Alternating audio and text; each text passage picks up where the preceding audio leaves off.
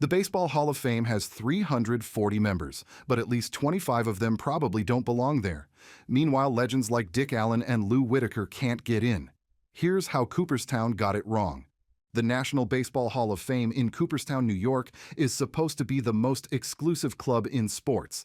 It's meant to honor only the greatest players in baseball history, the true legends whose achievements stand the test of time. But the reality is a bit messier. Over the decades, the Hall's standards have fluctuated wildly. Players who dominated their era have been left out, while others with far less impressive careers have somehow found their way in. The reasons range from cronyism to East Coast bias to simple mistakes in evaluating what makes a player truly great. Today, we're looking at the 25 least deserving Hall of Famers. To understand what the Hall got wrong, we need to look at what the average Hall of Fame position player looks like. 18 years, 67 WAR or wins above replacement, 2,325 hits, 224 home runs, 303 batting average, 846 OPS or on-base plus slugging, and 211 stolen bases for those who were base stealers. This isn't about tearing down these players. Many were very good, even excellent. But in a Hall of Fame that rejects 98% of major leaguers, very good shouldn't be enough. Let's start with number 25 on our list, Don Sutton. Sutton pitched for 23 seasons, mostly with the Dodgers, and compiled some impressive counting stats: 324 wins, 3,574 strikeouts, and over 5,000 innings pitched. But Sutton's greatest achievement was longevity, not dominance. His career ERA plus of 108 means he was just 8% better than the average pitcher of his era, the lowest mark among Hall of Fame starters from the modern era. Sutton never won a Cy Young Award and only finished in the top 5 of voting once. He led the league in ERA just once and never led in wins or strikeouts. He was the definition of a compiler, someone who accumulated impressive career totals by being good for a very long time, rather than great for a meaningful period. Number 24 on our list is Gaylord Perry. Perry won 314 games and struck out over 3,500 batters in his 22-year career. He's also famous for admitting to throwing a spitball, an illegal pitch that helped extend his career. Like Sutton, Perry was more about longevity than dominance. His career ERA plus of 117 is good, but not exceptional for a Hall of Famer. At number 23, we have Kirby Puckett. Puckett was a beloved figure in Minnesota and a key part of 2 World Series champions. His career was cut short by glaucoma after just 12 seasons, which likely helped his Hall of Fame case. Voters could imagine what might have been. But the reality is that Puckett's career numbers, 2,304 hits, 207 home runs, 318 batting average, fall short of typical Hall standards. His career WAR of 51.1 is well below the average for Hall of Fame center fielders, 71.6. Number 22 on our list is Rube Marquard. Marquard pitched in the dead ball era and was elected to the Hall of Fame in 1971, decades after his career ended. His selection appears largely based on a 19-game winning streak in 1912 and his association with the famous New York Giants teams of that era. His career numbers, 201 wins, 3.08 ERA, were good but not exceptional for his era, and his career WAR of 34.3 is among the lowest for any Hall of Fame pitcher. At number 21, we find Andre Dawson. The Hawk was an intimidating presence at the plate and won an MVP award with the last-place Cubs in 1987. He hit 438 home runs and stole 314 bases in his career, showing a rare power-speed combination. However, Dawson's career on-base percentage of .323 is the lowest of any outfielder in the Hall of Fame. He rarely walked, which significantly limited his offensive value despite his power. Number 20 brings us to Dennis Eckersley. This one might be controversial because Eckersley is beloved and had a unique career as both a starter and a dominant closer. However, relief pitchers simply don't provide the same value as starters or everyday players. Even at his peak as a closer from 1988 to 1992, Eckersley was pitching just 70 to 80 innings per season. His career WAR of 62.1 is impressive, but includes his years as a starter. At number 19, we have Catfish Hunter. Hunter won 224 games and was the ace of the Oakland A's dynasty of the early 1970s. He also made history as one of baseball's first big-money free agents when he signed with the Yankees in 1975. However, Hunter's career ERA plus of just 1.04 is the second lowest among Hall of Fame starters from the modern era. He benefited enormously from pitching in favorable ballparks with excellent defenses behind him. Number 18 on our list is Tony Perez. Perez was a key member of Cincinnati's Big Red Machine teams of the 1970s, but his individual numbers fall short of typical Hall standards. His career OPS plus of 122 is good, but not exceptional for a first baseman, and his career WAR of 53.9 is well below the average for Hall of Fame first baseman, 65.7. Perez benefited from playing on great teams and having a reputation as a clutch performer. At number 17, we find Ted Lyons. Lyons pitched his entire 21-year career with the White Sox, winning 260 games despite playing for mostly mediocre teams. However, his career ERA plus of 118 is modest for a Hall of Famer, and his 1.348 WHIP walks and hits per inning pitched indicates he allowed a lot of base runners. Most concerning is his career strikeout-to-walk ratio of just 1.07, meaning he barely struck out more batters than he walked. Number 16 brings us to Clark Griffith. Griffith was inducted primarily for his contributions as an executive and owner of the Washington Senators, but he went in as a player. His playing career was good but not exceptional. He won 237 games with a 3.31 ERA during the dead ball era. His career WAR of 54.5 is modest for a Hall of Fame pitcher. At number 15, we have Billy Herman. Herman was a good second baseman for the Cubs and Dodgers in the 1930s and early 1940s. He hit .304 for his career and made 10 All-Star teams. However, his career OPS plus of just 112 indicates he was only slightly above average offensively, and his career WAR of 54.8 is modest for a Hall of Famer. Number 14 on our list is Joe Medwick. Medwick was a star for the Cardinals' Gas House Gang teams of the 1930s and won the Triple Crown in 1937. However, his career was relatively short for a Hall of Famer, and he declined significantly after age 28.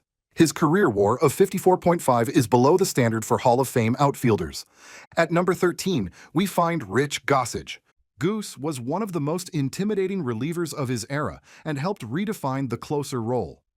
However, like Eckersley, his value was inherently limited by the nature of relief pitching.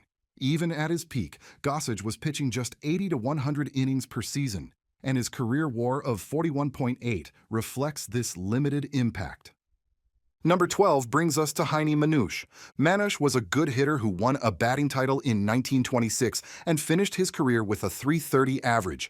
However, his career on-base percentage of .377 and slugging percentage of .479 were not exceptional for the high offense era in which he played.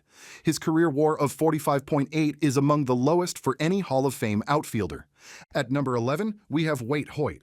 Hoyt won 237 games in his career, primarily with the Yankees in the 1920s. He was a key part of the Yankees' first dynasty, but his individual numbers are less impressive than his team success would suggest. His career ERA plus of 1.12 is modest for a Hall of Famer, and his career WHIP of 1.338 indicates he allowed a lot of base runners.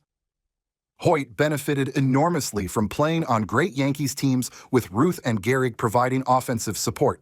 Number 10 on our list is Hoyt Wilhelm. Wilhelm was the first relief pitcher inducted into the Hall of Fame, and he was certainly innovative, popularizing the knuckleball and showing that relievers could have long, successful careers. However, like other relievers on this list, his impact was limited by his role. Despite pitching for 21 seasons, he accumulated just 50.1 WAR, well below the standard for Hall of Fame pitchers. At number 9, we find Ernie Lombardi. Lombardi was a good hitting catcher who won 2 batting titles and the 1938 National League MVP. However, he was an extremely slow runner, possibly the slowest player in MLB history, and a defensive liability behind the plate. His career WAR of 39.2 is among the lowest for any Hall of Fame position player. Number 8 brings us to Rollie Fingers. Fingers was one of the first great closers in baseball history and won both the Cy Young and MVP awards in the strike-shortened 1981 season. However, like other relievers on this list, his value was inherently limited by his role. His career WAR of 25.6 is among the lowest for any Hall of Famer. At number 7, we have Hack Wilson. Wilson had one of the greatest single seasons in baseball history in 1930, hitting 56 home runs and driving in a record 191 runs. However, his career was remarkably short for a Hall of Famer, just 12 seasons with only about 8 as a regular player. His career WAR of 38.8 is among the lowest for any Hall of Fame outfielder. Number 6 on our list is Phil Rizzuto. Scooter was a good shortstop for the Yankees dynasty of the 1940s and 1950s, winning the 1950 American League MVP and 7 World Series titles. However, his offensive numbers were modest even for a shortstop, with a .273 batting average, .351 OBP, and .355 slugging percentage, and his career WAR of 40.8 is well below the standard for Hall of Fame shortstops. Rizzuto's induction was largely due to his association with great Yankees teams and his later popularity as a broadcaster. At number 5, we find Herb Pennock. Pennock won 241 games in his career, primarily with the Yankees in the 1920s. Like Hoyt, he benefited enormously from playing on great teams. His career ERA plus of 106 is the lowest among Hall of Fame pitchers from the modern era, indicating he was barely above average for his time. His career WAR of 44.1 is well below the standard for Hall of Fame pitchers. Number 4 brings us to Jim Rice. Rice was a feared slugger for the Red Sox in the 1970s and early 1980s, winning the 1978 American League MVP and leading the league in home runs 3 times. However, his career was relatively short for a Hall of Famer, and his numbers away from Fenway Park were significantly worse than his home stats. His career OPS plus of 128 is modest for a Hall of Fame corner outfielder with limited defensive value, and his career WAR of 47.7 falls well short of typical Hall standards. At number 3, we have Bruce Sutter. Sutter was an innovative reliever who popularized the split-finger fastball and helped redefine the closer role. However, his career was remarkably short for a Hall of Famer, just 12 seasons and 1,042 innings pitched. His career WAR of 24.5 is the lowest of any pitcher in the Hall of Fame. Number 2 on our list is Lou Brock. Brock was an exciting player who stole 938 bases and collected 3,023 hits in his career. However, his career on-base percentage of 43 is modest, and he was a poor defensive outfielder. His career WAR of 45.4 is well below the standard for Hall of Fame outfielders. Brock's induction was largely based on his stolen base records and his excellent postseason performance with the Cardinals. And finally, at number 1, we have Bill Mazeroski. Mazeroski was an excellent defensive second baseman who won 8 Gold Gloves with the Pirates in the 1950s and 1960s. He's most famous for hitting the only Game 7 walk-off home run in World Series history to beat the Yankees in 1960. However, he was a very poor offensive player, with a career/line of just .260, .299, and .367. His career WAR of 36.5 is among the lowest for any Hall of Fame position player. Mazeroski's induction was based almost entirely on his defense and his one famous home run. Looking at these 25 examples, some clear patterns emerge in how the Hall of Fame has gone wrong over the years. First, there's a clear bias toward counting stats and milestone numbers. Players who reached 3,000 hits or 500 home runs are almost automatically inducted, while those who fell just short, no matter how valuable they were otherwise, often struggle to gain support. Second, there's a bias toward players from winning teams, particularly the Yankees. The Hall is filled with good but not great players from the Yankees dynasties, while superior players from less successful franchises are overlooked. Third, there's a historical undervaluation of certain skills, particularly on-base percentage, defense at non-premium positions, and pitching effectiveness relative to era. Players who excelled in these areas without accumulating traditional counting stats have been systematically excluded. Fourth, there's the issue of Veterans Committee selections. While the Baseball Writers Association of America has generally maintained high standards, the various iterations of the Veterans Committee have often inducted players based on friendship, nostalgia, or narrative rather than merit. Many of the weakest Hall of Famers were selected by these committees decades after their careers ended. The good news is that Hall of Fame voting has improved significantly in recent years. The rise of advanced statistics has given voters better tools to evaluate players, leading to more deserving selections. Players like Tim Raines, Edgar Martinez, and Alan Trammell, who were overlooked for years, have finally gained induction. But the Hall still has work to do. Lou Whitaker, Bobby Grich, and many others remain on the outside looking in, while the 25 players we've discussed continue to occupy space that could go to more deserving candidates. The Baseball Hall of Fame should be baseball's most exclusive club, a place that honors only the truly elite players who defined their eras. By inducting borderline candidates while excluding clear all-time greats, Cooperstown has diluted its own standards and created a museum that doesn't fully represent baseball's rich history. The next time you visit the Hall of Fame and walk through the plaque gallery, take a moment to think about who's missing and who perhaps shouldn't be there at all. Baseball's greatest honor should be reserved for its greatest players, not those who were merely very good or who had one memorable moment in an otherwise ordinary career.